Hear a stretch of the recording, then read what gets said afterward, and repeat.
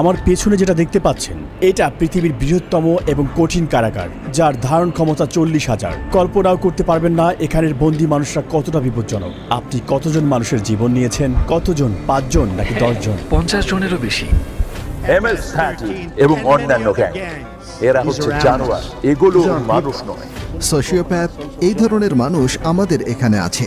আমরা সবচেয়ে খারাপ মানুষের মুখোমুখি হব। সিকটে স্বাগতম। এল সালভাদরে নির্মিত পৃথিবীর বৃহত্তম কারাগার, যা নির্মিত হয়েছে পৃথিবীর সবচেয়ে গুরুতর অপরাধীদের বন্দী করতে।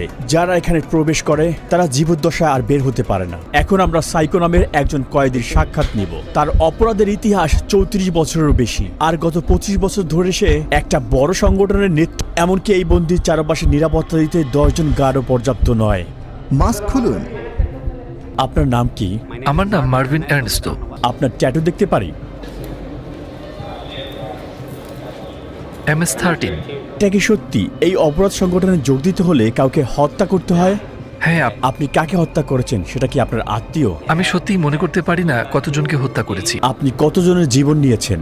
5 জন, 10 জন, কতজন? না, জেলের পরে আমি যা করেছি সে সম্পর্কে যদি আপনি কথা বলেন তাহলে হয়তো 50 জনের কিছু বেশি হবে।